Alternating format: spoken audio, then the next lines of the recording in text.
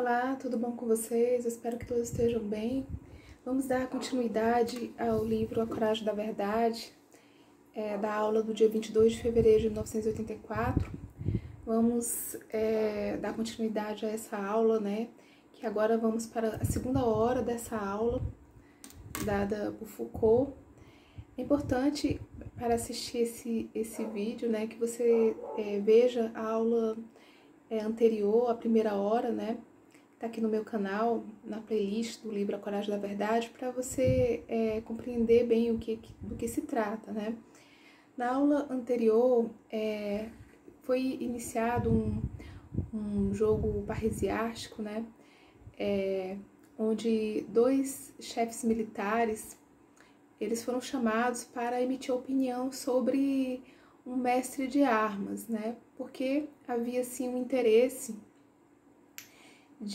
na educação dos jovens de Atenas, né, que iriam futuramente participar das guerras, né? Então era necessário saber se eles estavam realmente sendo educados. Então chamaram dois chefes militares conhecidos historicamente e pediram para o Sócrates avaliar, né, a avaliação dele em relação ao que foi as avaliações desses dois chefes militares em relação ao professor, ao mestre de armas.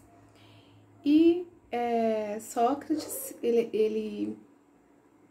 quando ele vai emitir a opinião, ele diz que não pode expressar sua opinião em relação a essa situação, pois ele não possuía, né, a técnica, né, ele não tinha uma tradição de ensino militar.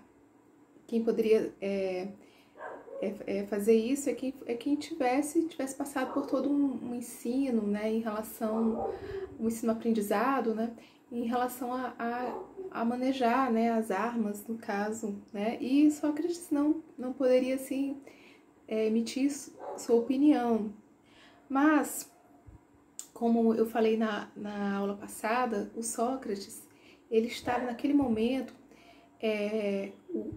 cumprindo o que o oráculo de Delfos diz, né, que ele era o homem mais sábio de Atenas. Então ele foi em toda a cidade, foi nos chefes militares, homens de status, né, social, artesãos, e foi em vários locais na sociedade procurar um homem sábio. E foi nesse momento que ele entrou em contato com esses dois chefes militares, né, que participavam de guerras, e que se defrontou com eles para saber se havia ali uma sabedoria, né? Então, Sócrates, ele iniciou um jogo parresiástico com esses dois personagens, que é Lísias e Lax. Ele entrou nesse jogo parresiástico, né, para tratar sobre o modo de existência deles, né, sobre o seu ethos, sua maneira de viver. E assim, né, quando os interlocutores conhecem esse jogo parresiástico de Sócrates, costumam, né, desistir, né. O Lax não sabia nada sobre Sócrates, não conhecia Sócrates, mas o Nícias, ele conhecia Sócrates, sabia, ele tinha uma familiaridade, ele tinha uma amizade, conhecia a benevolência de Sócrates, né? Sabia mais ou menos como era o estilo de Sócrates, e ele sabia que Sócrates não estava interessado, ao iniciar o jogo parresiástico, na questão da competência, né? Não estava interessado em saber sobre a aptidão militar deles, né? Ele não estava querendo autenticar a opinião deles sobre a questão das armas, não era o objetivo de Sócrates.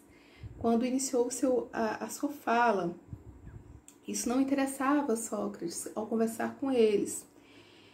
E assim, Nícias tinha uma ideia, né? Ele sabia disso, mas Lax não conhecia. E mesmo assim, os dois aceitaram a entrar nesse jogo, né?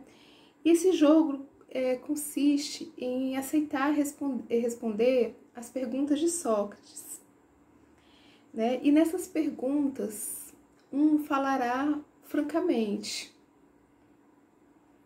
dizendo tudo que tem a dizer, né? Quanto aos outros, eles não poderão reagir, se caso aceitarem, né, participar do jogo parresiástico, eles não poderão reagir como acontece na cena política, que é alguém, né, ficar zangado, melindroso, furioso, né, agressivo, violento, porque alguém usa da fala franca, né? Então eles não poderiam, se eles aceitaram o jogo parresiástico, eles não poderiam agir com violência, né? Então, porque eles terão, sim, uma vez aceito o jogo, que dá conta de si mesmos, né? Dá conta das suas maneiras de viver. Podemos achar parecido, né, esse prestar conta de si mesmo como um estar num tribunal.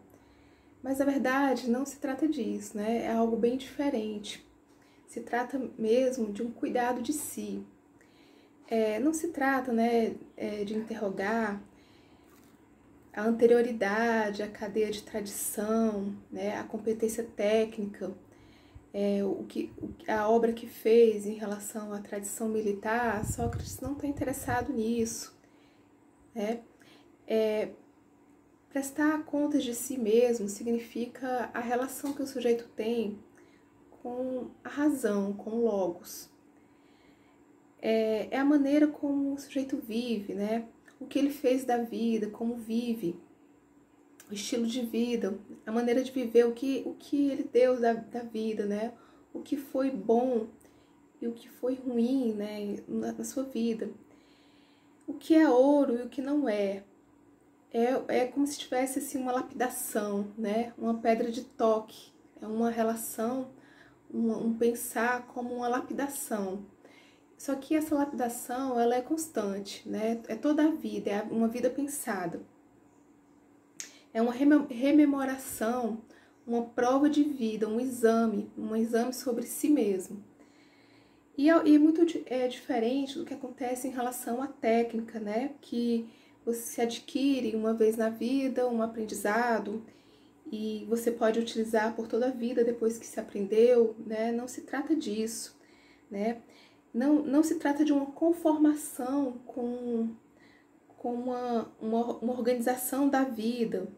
Não se trata disso, né? Mas é um avaliar, um pensar, um exame da vida ao longo de toda a existência, né? De toda a existência do indivíduo, que está sempre acontecendo e que Sócrates diz que todos devem se submeter, inclusive ele, né?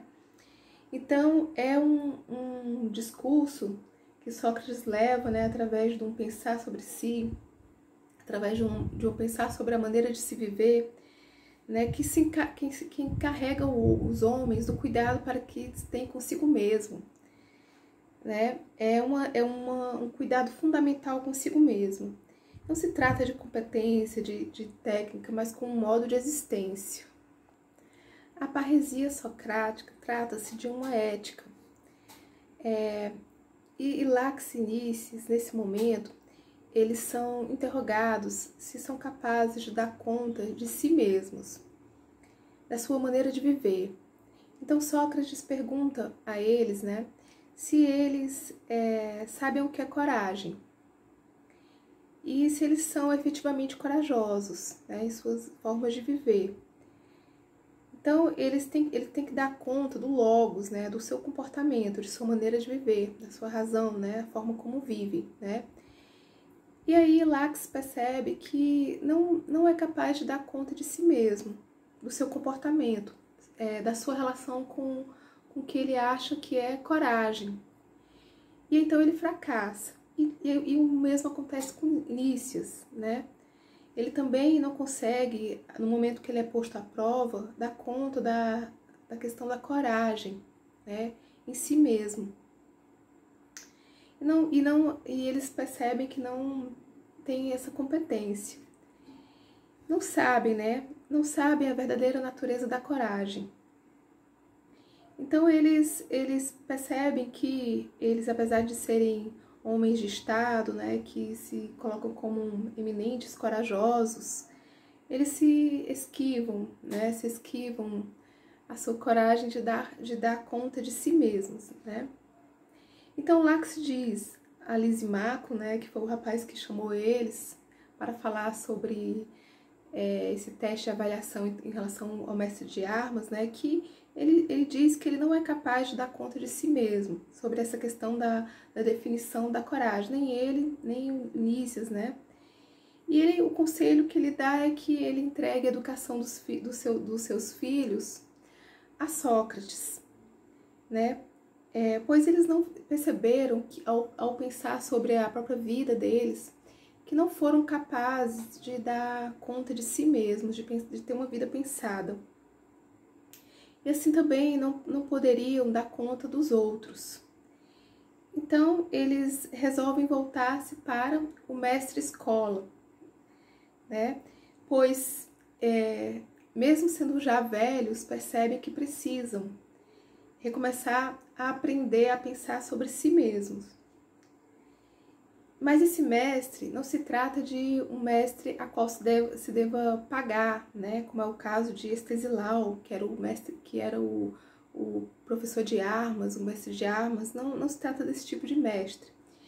Esse mestre é o próprio Logos, né? É o pensamento, é o discurso que dá acesso à verdade, onde todos têm que se submeter, né? Todos, jovens, velhos, né? Até o próprio Sócrates coloca assim, né? Também se ocupa de si mesmo, também se ocupa do cuidado de si e dos outros, né? Ele se ocupa de si para cuidar dos outros. E aí diz, né? É preciso, sem cessar, submeter a toda a existência a essa pedra de toque, que vai transformar o metal em ouro. Essa pedra de toque é um material, né, usado para avaliar a pureza dos metais preciosos. Então é isso, gente. Aqui eu finalizo essa aula do Foucault, que ele deu... essa aqui é a segunda hora, que ele deu no dia 22 de fevereiro de 1984. Logo estarei com outras aulas. Eu agradeço porque assistiu. Muito obrigada.